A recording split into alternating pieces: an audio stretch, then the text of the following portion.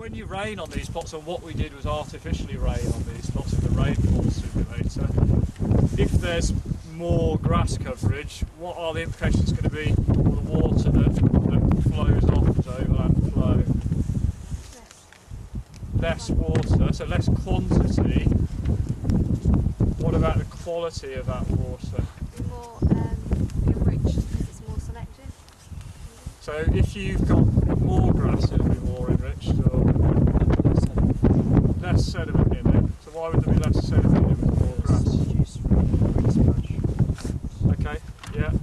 So the chief mechanism when you've got bare soil, that sediment particles are entrained into overland flow that's moving over the surface, is the kinetic energy of the raindrop, the individual raindrops on the surface, displacing material, entraining that material in the flow that's then produced. If you've got a bed of sward established, you're not likely to get a lot of particulates eroded and moved in the downslope direction. What about the nutrients? Is it the same story for the nutrients as the sediment? Some nutrients adhere to the sediment, some don't. Yet some are in solution. Yeah. And this is an interesting story as well, isn't it, Gary? Yeah. These data are hot off the press that Gary's working on at the moment. We don't know the results from these yet, although we've got a fairly good idea. We've established our hypothesis. We know what we expect to see. But it's a bit more complicated with the nutrients. Some elements, particularly phosphorus and nitrogen, are associated with, they're in their particular ways associated with particles in the soil, particularly the fine particles of clays and silts, but also the very small colloidal particles, which are colloids, which are less than 0.45 microns, very huge surface areas relative to the mass, and therefore there's some association with phosphorus. But then there's the dissolved component. You might argue that the dissolved component just behaves how the water does. Okay.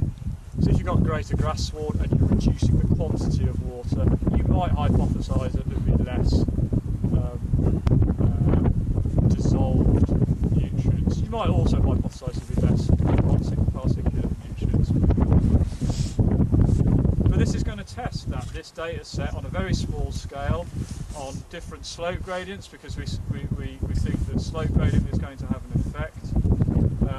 For different soil moisture contents, when the artificial treading was going on, because we think that because these are very clay-rich soils, there's an influence on how much material or how much compaction might occur or how much material might be moved in the future, related to how wet the soil is when you're treading on it or when your cattle are on the landscape.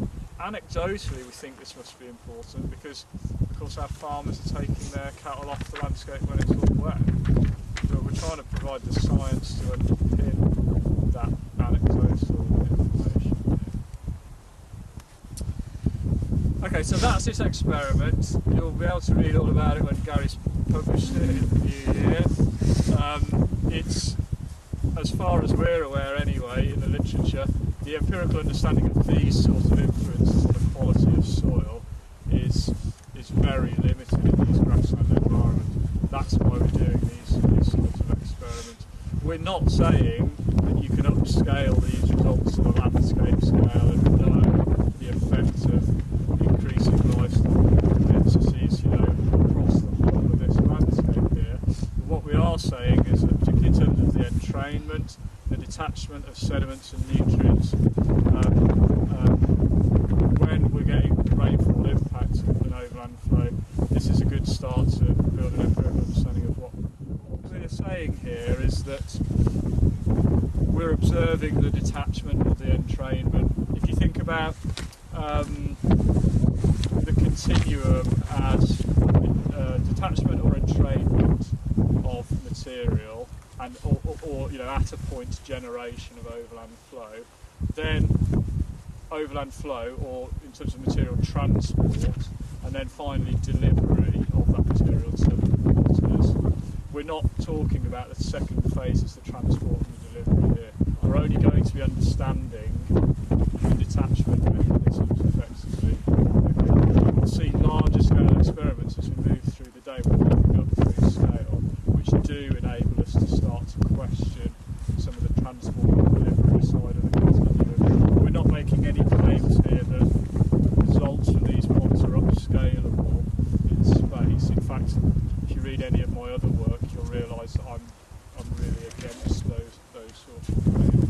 So it's a reductionist experiment.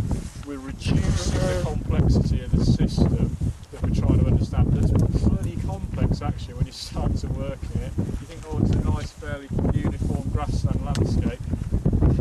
It really isn't at all. There's a lot of complexity here. So we're trying to remove as much of that as possible to get down to some level of fundamental understanding. As we move through our experiments in forthcoming years, we'll be introducing more complexity, particularly through the modelling exercises, numerical experiments that we do. But at the basis of those experiments will be this empirical understanding. Okay. So, any other questions about what we're trying to learn here? What you think is going on? Are you getting what you think you were going to get?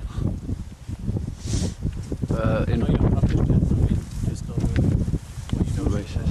I suppose in some ways, some of them are a bit strange, aren't they? But kind of working through it at the moment with the stats. But yeah, it's quite interesting. I think most of it seems to make sense, really. But it's the first time that these. So we're looking at vegetation, soil, and surface water. That all of these factors have been linked together. So people have maybe looked at the effect of just treading on soil compaction or something like that.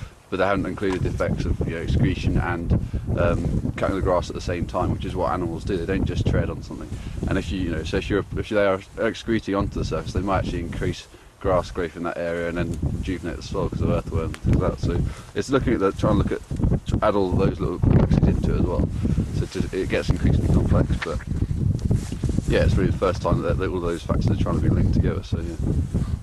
Well, that's partly why we needed 87 Yeah. plots, isn't it? Yeah. Because we're also replicating treatments here.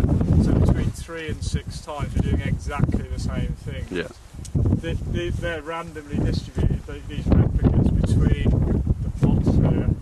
And then what I didn't finish off by saying really is that we use a standard constant rainfall intensity that's around about 35 millimetres per hour, which is pretty high actually for these sorts of environments. We do get those intensities in sort of maximum intensities within storms. We've kind of gone with that level of rainfall because that's about as erosive as the rainfall gets, as intense as the rainfall gets in this part of the country. But the point is, again, that's just one rainfall intensity. So the results we get from